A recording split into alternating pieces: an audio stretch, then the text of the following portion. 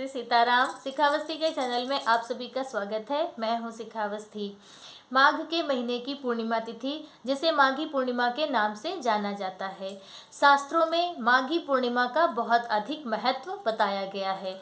पूर्णिमा तिथि पर स्नान, दान, जप, तप, हवन इत्यादि करने का अनंत गुना फल प्राप्त होता है, क्योंकि ऐसी मान्यता है कि पूर्णिमा तिथि पर सूर्योदय से पूर्व जल में भगवान का तेज मौजूद होता है। देवताओं के इस तेज में पापों का शमन करने की शक्ति होती है। तो जो व्यक्ति पूर्णिमा तिथि पर सूर्योदय से पूर्व तारों के छिपने से पहले इस जल में स्नान करता है, उसे अनंत गुना फलों की प्राप्ति होती है। तो इस दिन पूर्णिमा तिथि पर शास्त्रानुकूल आचरण करते हुए पवित्र नदियों में सूर्योदय से पूर्व तारों के छिपने से पहले स्नान करना बहुत ही उत्तम माना गया है और सभी को पवित्र नदियों में स्नान अवश्य करना चाहिए। और माघी पूर्णिमा के दिन स्नान आदि से निवृत्त होकर भगवान विष्णु की विधिवत पूजा अर्चना करनी चाहिए। ओम नमो नारायण बोलते हुए भगवान का आवाहन करें। उन्हें आसन, गंध, पुष्प और चंदन इत्यादि से भगवान की पंचोपचार या षोडशोपचार पूजन करें। पूरी विधिवत धूप, दीप, नैवेद्य, तिल से बने हुए भोग भगवान को लगाने चाहिए। तो इस तरह से भगवान श्री हरि नारायण की लक्ष्मी माता के साथ में, यानी लक्ष्मी नारायण भगवान की पूजा विधिवत करनी चाहिए। इससे भगवान की विशेष कृपा प्राप्त होती है। पूर्णिमा तिथि पर सत्यनारायण भगवान की भी पूजा करने और उनका व्रत करने का भी विधान है। तो भगवान सत्यनारायण की भी पूजा विधिवत करनी चाहिए। उनकी कथा सुनने से बहुत ही ज़्यादा पुण्यों की प्राप्ति होती है। माघी पूर्णिमा के दिन सुबह पवित्र नदियों में स्नान करके भगवान की विधिवत पूजा अर्चन करके फिर ब्राह्मणों को भोजन कराना चाहिए। उन्हें वस्त्र और अन्न इत्यादि का दान करना चाहिए और उसके बाद अपने पितरों के निमित्त आप तर्पण करें, उन्हें उनके निमित्त अन्न दान करें। गरीबों को उनकी ज़रूरत की वस्तुएं इत्यादि देनी चाहिए। इन सब पुण्य कर्मों को करने से माघी पूर्णिमा का जो पर्व है वह और भी अधिक आपके लिए पुण्यमयी हो जाएगा। तो यह माघी पूर्णिमा का पर्व वर्ष 2024 में कौन से दिन मनाया जाएगा?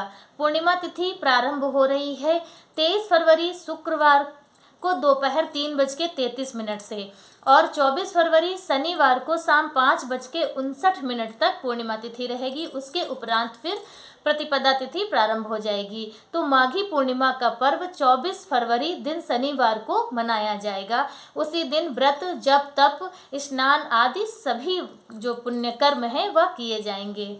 और माघी पूर्णिमा का जो पर्व है, माघ के महीने में एक महीने स्नान करने का जो की परंपरा है वह भी माघी पूर्णिमा तिथि से ही पूर्ण होती है। माघ के महीने में यानी कि पूस की पूर्णिमा से स्नान करने का जो नियम लेते हैं, बहुत से लोग स्नान करने का नियम लेते हैं, बहुत लोग पूरे महीने व्रत करने का नियम लेते हैं और बहुत से लोग एक समय भोजन करने का नियम लेते हैं। दीप दान करने का नियम लिया जाता है, कुछ भी रोज़ दान करने का नियम लिया जाता है। माघ का जो महीना है वो बहुत ही पुण्यमयी है। माघ के महीने में सभी मनोकामनाएं तो पूर्ण होती ही हैं, मोक्ष की भी प्राप्ति होती है। इस महीने में जो भी आप पुण्य कर्म करते हैं उनका अनंत गुना फल प्राप्त होता है। तो माघ के महीने में जो भी नियम लिए जाते हैं, जो भी किसी ने कुछ नियम लिया, किसी ने कुछ नियम लिया, तो जो नियम लेते हैं, छोटा या बड़ा कुछ भी आपने नियम लिया है तो उसका उद्यापन जरूर करना चाहिए। उद्यापन करने से ही उस नियम का और आपकी तपस्या का पूर्ण फल प्राप्त होता है। तो जिसने जो भी नियम लिए हो उनका उद्यापन अवश्य करें। जिसने व्रत पूरे महीने व्रत किया, स्नान करने का नियम लिया और पूरे महीने का व्रत करने का नियम लिया है, तो उन्हें पूर्ण विधिवत पवित्र नदियों में स्नान करना जो शास्त्रीय विधि है उद्यापन करने की, वह यही है कि आप किसी पवित्र नदी में स्नान करें। हो सके तो प्रयागराज में आपको स्नान करना चाहिए। अगर आप प्रयागराज नहीं पहुंच पा रहे हैं तो जो भी आपके घर के पास में पवित्र नदी हो वहां पर स्नान करें। स्नान करने के बाद फिर आप पूर्ण विधिवत षोडशोपचार भगवान विष्णु की पूजा करें। उसके बाद ब्राह्मण दंपत्ति को भोजन कराएं, उन्हें वस्त्र दान इत्यादि करें और हवन अवश्य करें। यदि आपने पूरे महीने का व्रत लिया है तो आपको हवन जरूर करना चाहिए। हो सके तो आचार्य को बुलाकर करें। अगर आप आचार्य को नहीं बुला रहे हैं, खुद घर पर कर रहे हैं, तो भी आपको भगवान के सामने चौकोर वेदी बनाकर फिर उसमें आपको भगवान विष्णु का जो द्वादशाक्षर मंत्र है उसको बोलते हुए, भगवान का मंत्र ऐसे सब तेज तेज नहीं बोला जाता है, इसलिए हम नहीं बता रहे हैं। शास्त्रों में भगवान का जो द्वादशाक्षर मंत्र है उसे तेज तेज बोलना वर्जित बताया गया है। तेज उसे नहीं बोलना चाहिए, वह जाप के ही लिए बना हुआ है, उसका जाप ही किया जाता है। तो जो भगवान का मंत्र है उसको बोलते हुए आप कुछ नहीं तो 108 आहुति जरूर दें। तिल, गुड़, घी इत्यादि और हवन सामग्री मिलाकर जो आप हवन बनाएं, हवन सामग्री उसी से भगवान की आहुति दें। उसके बाद फिर आप ब्राह्मण दंपत्ति को भोजन कराएं, यथाशक्ति उन्हें वस्त्र, अन्न, दक्षिणा इत्यादि दान करें और उसके बाद अपने पितरों के निमित्त कुछ दान करें, उनका तर्पण करें। गरीबों में कुछ आवश्यक वस्तुएं उन्हें भेंट कर सकते हैं। तो इस तरह से आप अपना जो माघ स्नान का व्रत है उससे आप उद्यापन करके पूर्ण कर सकते हैं। और यदि आपने कोई भी नियम नहीं लिया है एक महीने में तो अभी भी आपके पास समय है। आप जया एकादशी से माघी पूर्णिमा या जो 5 दिन है, इन 5 दिनों में आप कोई भी नियम लेकर और उसे भी विधिवत पूरा करके फिर माघी पूर्णिमा के दिन आप उद्यापन कर सकते हैं, तब भी आपको पूरे महीने का पूर्ण फल प्राप्त होगा। तो इस तरह से आप माघ स्नान का जो व्रत का आपका उद्यापन है वह पूर्ण होगा। अब जिसने कोई भी व्रत नहीं किया है, सिर्फ स्नान किया है, तो वह सुबह स्नान करके हो सके तो वह भी ब्राह्मण दंपत्ति को यथाशक्ति दान इत्यादि करके फिर वह अपना स्नान का जो नियम है उसे पूर्ण करेंगे। दीप दान करने का नियम लेते हैं, जैसे बहुत से लोगों ने पूरे महीने पवित्र नदियों में या घर पर ही किसी मंदिर इत्यादि में दीप दान करने का नियम लिया है, तो वह किसी मंदिर में घी, रुई और कोई भी एक दिया पीतल का हो या कोई स्टील का नहीं, पीतल का ही सही उत्तम रहेगा। तो आप पीतल का दिया या किसी मंदिर में दान करके तब आप अपने दीप दान करने का उद्यापन करके उसे अपना जो नियम है आप उसे पूर्ण कर सकते हैं।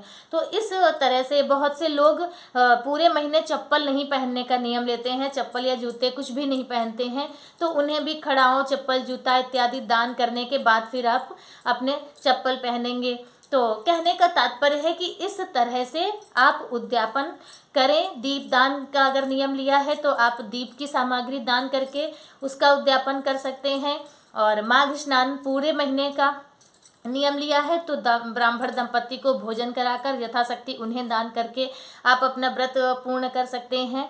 क्योंकि यह जो माघ का महीना है, इस महीने में किए गए जप तप दान अनंत गुना फलों की प्राप्ति कराते हैं। तो इस महीने में पुण्य कर्म अवश्य करने चाहिए, अन्न दान जरूर करना चाहिए, गौदान, स्वर्ण दान, अन्नदान, यह जो दान है इनका बहुत ही महत्व बताया गया है शास्त्रों में। इन सबको करने से बहुत ही सुख समृद्धि आती है घर में और सौभाग्य की प्राप्ति होती है। तो इस तरह से आप माघी पूर्णिमा तिथि पर और अपने माघ का जो नियम आपने लिया है उसे पूर्ण कर सकते हैं। और पूर्णिमा तिथि पर पीपल वृक्ष की पूजा अर्चना करने का बहुत ही अधिक विधान है, बहुत ही महत्व बताया गया है। तो पूर्णिमा तिथि पर शुद्ध जल में दूध और चीनी इत्यादि डालकर, पुष्प इत्यादि डालकर पीपल वृक्ष को जल जरूर देना चाहिए, उनकी प्रदक्षिणा करनी चाहिए, दीपदान करना चाहिए। बस संडे, इतवार का दिन ना हो, रविवार नहीं होना चाहिए, तब आप या पीपल वृक्ष की पूजा कर सकते हैं। और इस तरह से आप पीपल वृक्ष की पूजा करें, ब्राह्मणों को भोजन कराएं, अन्न दान करें, गौ दान करें, स्वर्ण दान करें। तो इस तरह से आप अपने माघी पूर्णिमा या माघ के महीने का जो उद्यापन है वह पूर्ण कर सकते हैं। अब दान करने में आप क्या क्या चीज़ें दान कर सकते हैं, तो दान करने में मुख्यतः आपको घी, गुड़, तिल, कंबल और जैसे कि जो आग सेकने वाली वस्तुएं होती हैं, जैसे लकड़ी, कोयला इत्यादि, ये सभी वस्तुएं दान करना बहुत उत्तम होता है और शास्त्रों में इन सब दान का बहुत अधिक महत्व बताया गया है। तो इस तरह से आप दान कर सकते हैं और उनका पुण्यफल प्राप्त कर सकते हैं। माघी पूर्णिमा का जो पर्व है वह बहुत ही उत्तम है, बहुत पुण्यमयी है। इसे ऐसे ही न जाने दें, कुछ न कुछ दान अवश्य करें। सूर्योदय से पूर्व स्नान जरूर करें और उसका भी बहुत पुण्यफल प्राप्त होता है। तो आज का वीडियो मेरा बस इतना ही। मेरा वीडियो आप सभी को कैसा लगा कमेंट करके ज़रूर बताएं और अगर अभी भी आपने मेरे चैनल को सब्सक्राइब नहीं किया है तो प्लीज़ चैनल को सब्सक्राइब कर लीजिए। तब तक के लिए श्री सीताराम।